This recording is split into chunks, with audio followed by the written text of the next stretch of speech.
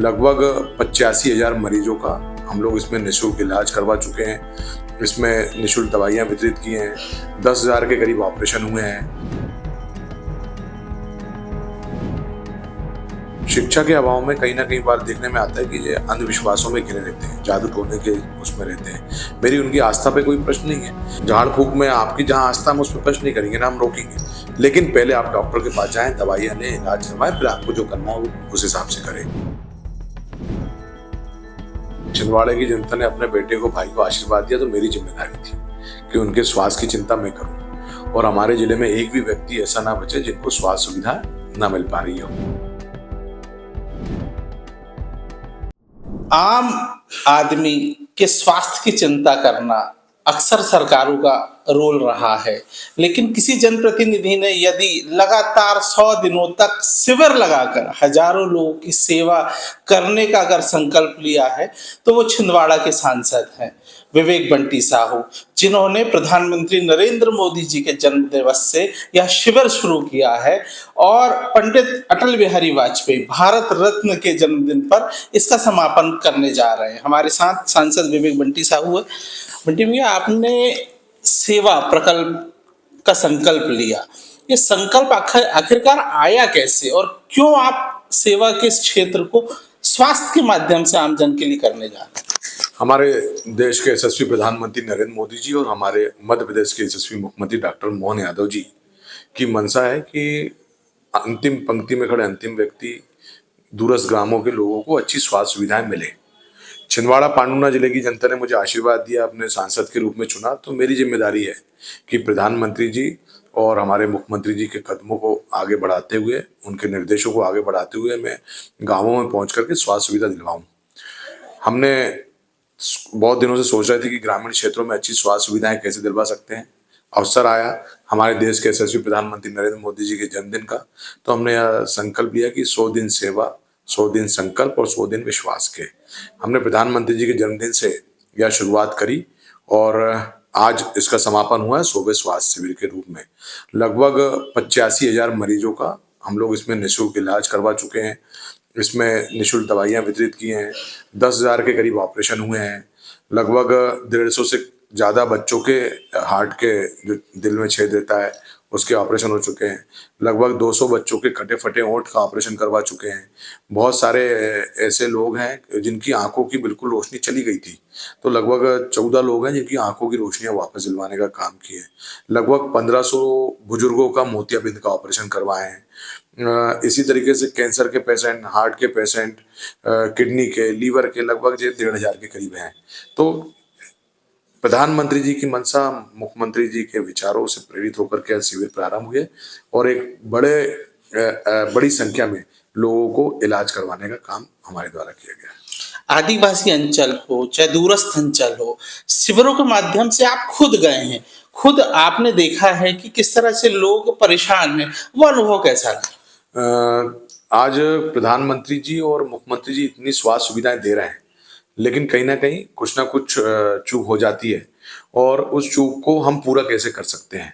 मैं अगर क्षेत्र में रहा हूँ, छिंदवाड़ा में रहा हूँ, तो मैंने एक भी स्वास्थ्य शिविर नहीं छोड़ा कि स्वास्थ्य शिविर में ना जाऊँ। सभी स्वास्थ्य शिविरों में जाकर के वहाँ लोगों से बातचीत भी करी है, स्वास्थ्य की सुविधाएं भी दिलवाई है। साथ ही साथ हमारा जिला आदिवासी बहुल जिला है, 38% आदिवासी भाई बहन है। शिक्षा के अभाव में कहीं ना कहीं बार देखने में आता है कि ये अंधविश्वासों में घिरे रहते हैं, जादू टोने के उसमें रहते हैं। मेरी उनकी आस्था पे कोई प्रश्न नहीं है, लेकिन हमने देखे हैं बहुत सारे केस ऐसे आते हैं कि अगर सर्प ने डस दिया तो भी पहले वो डॉक्टर के पास ना पहुंच करके दूसरी जगह जाकर के झाड़ फूक करवाते थे। यहाँ तक कि अभी डेंगू हुआ, दूसरे बुखार आते, तब भी वो डॉक्टर के पास नहीं जाते, वो जाकर के झाड़ फूक करवाने का काम करते हैं। और इसका एक बड़ा उदाहरण मैं बताना चाहता हूँ कि हमारे जनपद अध्यक्ष थे नीलेश कंगाली, उनको डेंगू हुआ। वो डेंगू होने के बाद वो भी डॉक्टर के पास नहीं गए, वो पहले झाड़ फूक में लगे रहे और वो आज उनका दुखद निधन हो गया। तो इतनी बड़ी क्षति हमारे लिए हुई, एक युवा साथी हमारा छोड़ के चला गया। तो हर स्वास्थ्य शिविर में जाकर के मैंने ये भी बात करा कि झाड़ फूक में आपकी जहाँ आस्था हम उस पर प्रश्न नहीं करेंगे ना, हम रोकेंगे। लेकिन पहले आप डॉक्टर के पास जाएं, दवाइयां लें, इलाज करवाएं, फिर आपको जो करना है वो उस हिसाब से करें। दूसरा, हमारे देश के यशस्वी प्रधानमंत्री नरेंद्र मोदी जी का संकल्प है कि सिकल सेल की बीमारी को जब हमारे आज़ादी के 100 वर्ष पूर्ण हो जाए उसके पहले सिकल सेल को भारत से समाप्त करना है। तो सिकल सेल की बीमारी का समाप्त करने के पीछे सबसे बड़ा, अगर समाप्त करना है तो पहले जांच हो जाए, उसमें मरीजों का चयन हो जाए कि इसको सिकल सेल है।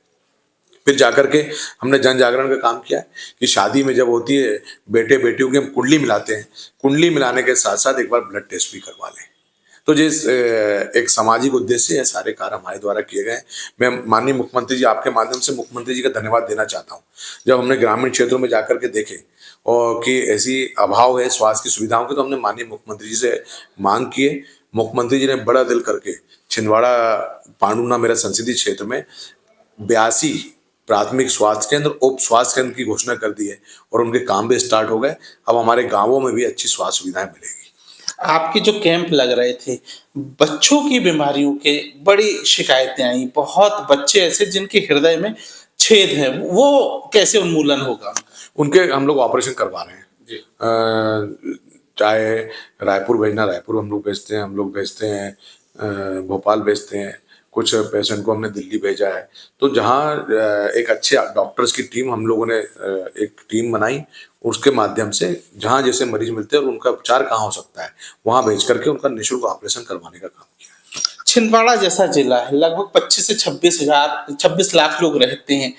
80 से 85 हजार पेशेंट की स्कैनिंग कर लेना और उनका इलाज करवा देना अपने आप में एक बड़ा सेवा का प्रकल्प है। आगे इस तरह के मिशन को और कैसे बढ़ाएंगे? देखिए, छिंदवाड़े की जनता ने अपने बेटे को, भाई को आशीर्वाद दिया, तो मेरी जिम्मेदारी थी कि उनके स्वास्थ्य की चिंता मैं करूं और हमारे जिले में एक भी व्यक्ति ऐसा ना बचे जिनको स्वास्थ्य सुविधा ना मिल पा रही हो।